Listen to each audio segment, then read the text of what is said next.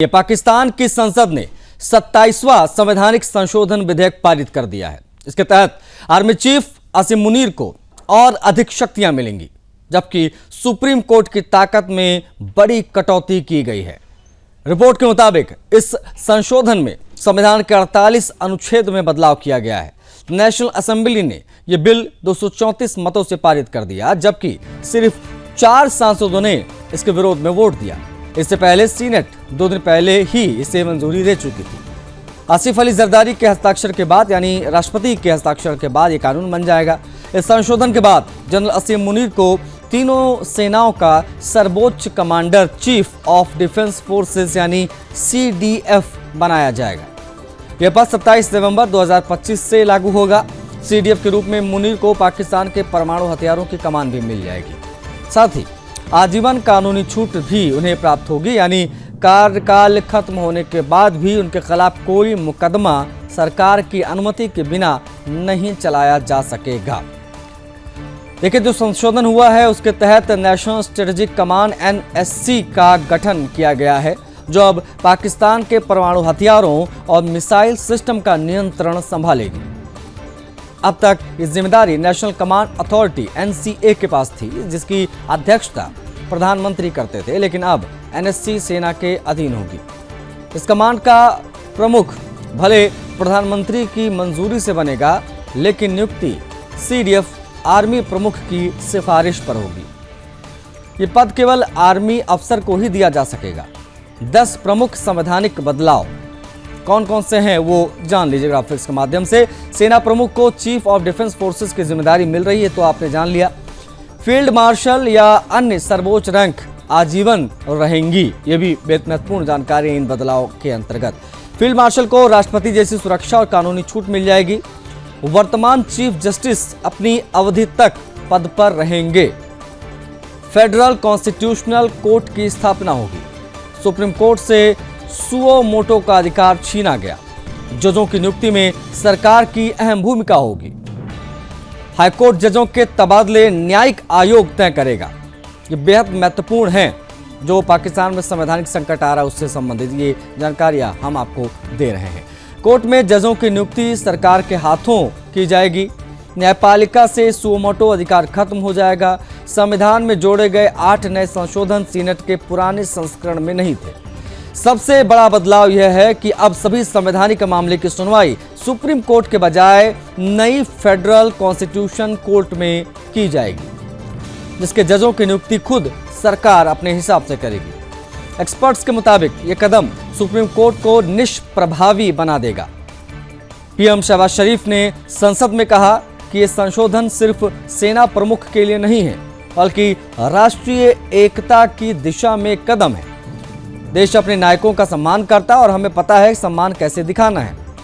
PPP chairman Bilawal Bhutto Zardari ने इस पर प्रतिक्रिया दी। कहा कि अब सुप्रीम कोर्ट सुओ मोटो नहीं ले सकेगा। पहले के दौर में जज टमाटर प्याज के दाम तय करने लगे थे, अब ऐसा नहीं होगा। पूर्व प्रधानमंत्री इमरान खान की पार्टी यानी पाकिस्तान तहरीक-ए-इंसाफ PTI ने बिल का तीखा विरोध किया है। PTI सांसदों ने वोटिंग से पहले वॉकआउट किया। पहले तो ये जानिए, और बिल की कॉपियां भी फाड़ी गई। पार्टी प्रवक्ता जुल्फिकार बुखारी ने प्रतिक्रिया दी। कहा कि यह बिल लोकतंत्र और न्यायपालिका की हत्या है। संसद ने देश को सैन्य शासन की ओर धकेल दिया है। संविधान विशेषज्ञों का कहना है कि ये न्यायपालिका की स्वतंत्रता पर सबसे बड़ा हमला है। आने वाले समय में यही सांसद उन्हीं अदालतों में राहत मांगेंगे जिन्हें वो आज खत्म कर रहे हैं। वही मिर्जा मोइज बैग में इसे स्वतंत्र न्यायपालिका की मौत की घंटी करार दिया। उन्होंने कहा कि प्रधानमंत्री और राष्ट्रपति अब जजों की नियुक्ति करेंगे। ये वो काम है जो पाकिस्तान के सैन्य तानाशाह भी नहीं कर पाए। पाकिस्तानी अखबारों के मुताबिक यह संशोधन सेना की शक्तियों को संवैधानिक रूप से स्थायी बना देगा। अब कोई भी नागरिक, सरकार भविष्य में इन बदलावों को आसानी से पलट नहीं सकेगी। अब आलोचकों का क्या कहना है जानिए। कहना है कि यह संशोधन पाकिस्तान को एक संवैधानिक सैन्य शासन की ओर ले जाएगा, जहां संसद और न्यायपालिका सिर्फ नाम के लिए ही बचेंगी। पाकिस्तानी संसद ने 27वां संविधान संशोधन पास कर दिया है। आर्मी चीफ आसिम मुनीर की शक्तियां बढ़ी हैं, सुप्रीम कोर्ट की शक्तियां घटी हैं। उससे संबंधित ये पाकिस्तान में क्या चल रहा है, उससे संबंधित ये पूरी खबर।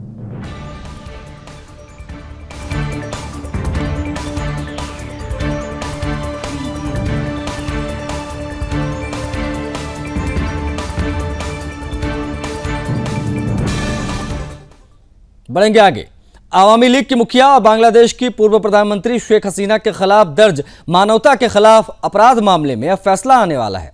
ढाका के इंटरनेशनल क्राइम्स ट्रिब्यूनल (ICT) ने 17 नवंबर सोमवार को फैसले की तारीख तय की। सरकारी वकील ने हसीना पर हत्या, अपराध रोकने में नाकामी और मानवता के खिलाफ अपराध जैसे 5 गंभीर आरोप लगाए हैं।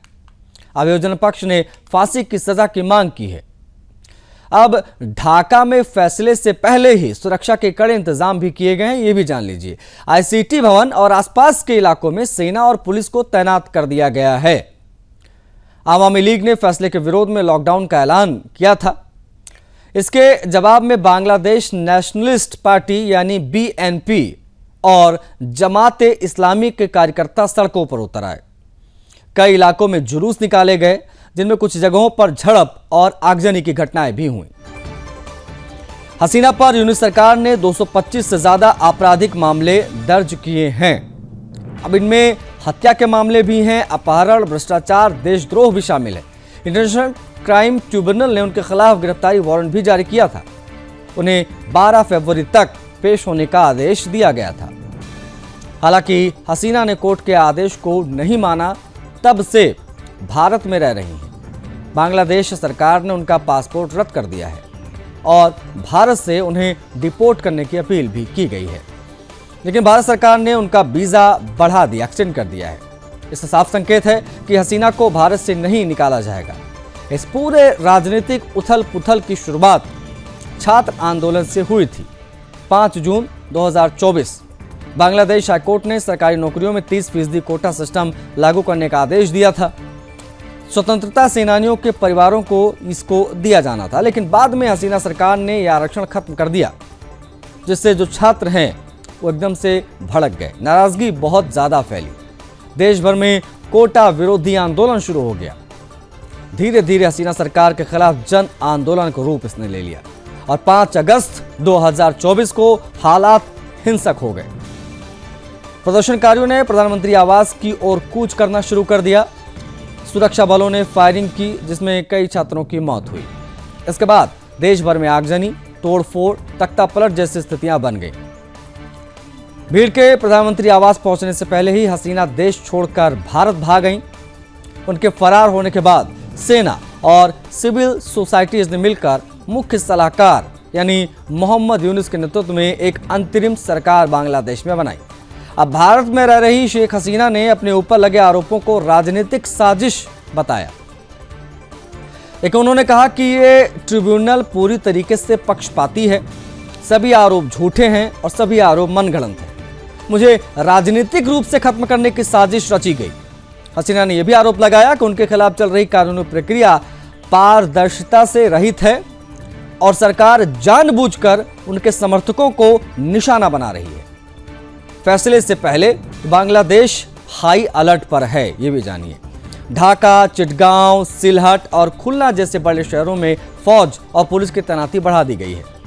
सभी हवाई अड्डे और सरकारी इमारतों की सुरक्षा भी बढ़ा दी गई है।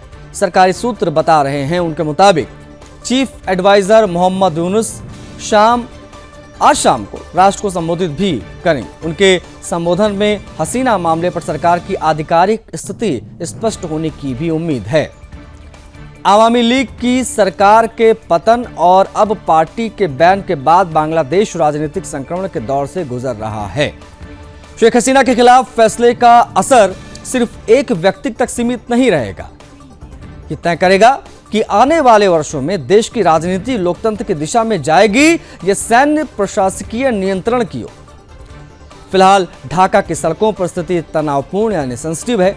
आगजनी, नारेबाजी, सुरक्षा बलों की मौजूदगी ये दिखा रही है कि बांग्लादेश का ये फैसला सिर्फ अदालत का नहीं है, बल्कि ये देश के भविष्य का भी फैसला साबित होगा।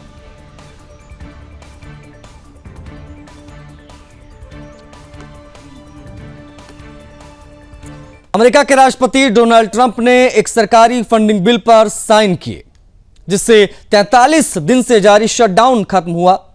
देखिए, इस बिल को हाउस ऑफ रिप्रेजेंटेटिव्स यानी निचले सदन ने 222-209 के अंतर से पास किया था। हालांकि इसमें health care programme ACA subsidy, Obama care subsidy के प्रीमियम टैक्स क्रेडिट को बढ़ाने का वादा नहीं किया गया, जो 31 दिसंबर 2025 को समाप्त भी हो रहा है। देखिए, यह विधेयक सीनेट यानी ऊपरी सदन में पहले ही पास हो चुका है। ट्रंप ने बिल पर साइन करने से ठीक पहले कहा कि देश इससे बेहतर स्थिति में कभी नहीं रहा है। यह एक महान दिन है। यह बिल सरकार को 31 जनवरी तक फंडिंग उपलब्ध कराएगा। विधेयक के तहत एजेंसीज को 31 जनवरी तक कर्मचारियों की छटनी करने से रोका जाएगा। डेमोक्रेटिक के कुछ लीडर्स ने ACA सब्सिडी के टैक्स क्रेडिट को बढ़ाने की लड़ाई जारी रखने का ऐलान किया। उन्होंने कहा कि यह लड़ाई अभी खत्म नहीं हुई है, हम लड़ते रहेंगे। हम वोटिंग डेमोक्रेट्स के न्यू जर्सी और एरिजोना में हुए हाई प्रोफाइल चुनाव में जीत हासिल करने के 8 दिन बाद हुआ है। पार्टी के कई लोगों का मानना था कि इससे स्वास्थ्य बीमा सब्सिडी के विस्तार की संभावनाएं मजबूत होंगी, जो साल के अंत में समाप्त होने वाली है। हालांकि समझौते के तहत दिसंबर में सीनेट में इन सब्सिडी पर मतदान होने का भी वादा किया गया, लेकिन हाउस में ऐसा कोई वादा नहीं किया गया। रिपब्लिकन सांसद डेविड स्ट्रैकट ने इसे एक ऐसा टीवी शो बताया जिसमें असल मुद्दा समझ नहीं आया, जबकि डेमोक्रेट सांसद मिकी शेरिल ने कहा कि सदन ट्रंप का रबर स्टैंप ना बने, जो बच्चों से खाना और इलाज छीन रहा है और देश से हार न मानने की अपील कर रहा हो। बुधवार रात हाउस ने फंडिंग बिल पास करने के बाद Democratic leader Hakeem Jeffries, whip Katherine Clark और कॉकस चेयर पीट एगुइलर ने संयुक्त बयान जारी किया और कहा कि वे गरीब और मिडिल क्लास के अमेरिकियों के लिए स्वास्थ्य बीमा सस्ता बनाने वाले इन क्रेडिट को 3 साल के लिए बढ़ाने के लिए संघर्ष करेंगे। हकीम जेफरीज ने कहा कि ये लड़ाई अभी खत्म नहीं हुई है और हम अभी शुरुआत कर रहे हैं। हम आज लड़ेंगे, कल लड़ेंगे, इस हफ्ते लड़ेंगे, अगले हफ्ते लड़ेंगे, इस महीने लड़ेंगे, अगले महीने लड़ेंगे। हम तब तक लड़ेंगे जब तक अमेरिकी लोगों के लिए ये लड़ाई जीत नहीं लेते। उन्होंने रिपब्लिकन नेताओं से स्वास्थ्य नीतियों पर मिलकर काम करने की अपील की। ट्रंप ने ट्रुथ सोशल पर ACA subsidy, Obama care subsidy को हेल्थ इंश्योरेंस कंपनियों के लिए मुनाफा और अमेरिकी लोगों के लिए आपदा बताया था। ट्रंप का कहना है कि भाई सब्सिडी के बजाय लोगों को सीधे पैसे दे दिए जाए, उन्हें अपनी पसंद का इंश्योरेंस खरीदने की सुविधा मिलनी चाहिए। उन्होंने लिखा कि दोनों पार्टियों के साथ मिलकर इस समस्या का समाधान करने को तैयार हूं। ACA क्रेडिट ने लगभग 22 से 24 मिलियन अमेरिकियों की मदद की है, जिनमें से 93% को लाभ मिला है। एक रिपोर्ट के अनुसार अगर ये क्रेडिट खत्म हो गए तो 2026 में औसत मासिक प्रीमियम $888 यानी $888 से बढ़कर $1904 हो जाएगा, यानी दोगुने से ज्यादा। बिल में फेडरल एजेंसियों को 30 जनवरी तक कर्मचारियों को निकलने पर रोक लगाई है। यह फेडरल वर्कर्स यूनियन की बड़ी जीत माना जा रहा है और ट्रंप के फेडरल वर्कफोर्स कम करने के अभियान को रोक देगा। देखिए, अमेरिका में अक्टूबर से शुरू हुआ शटडाउन के 43 दिन बाद यह खत्म हुआ। यह अमेरिका के इतिहास का सबसे लंबा शटडाउन है।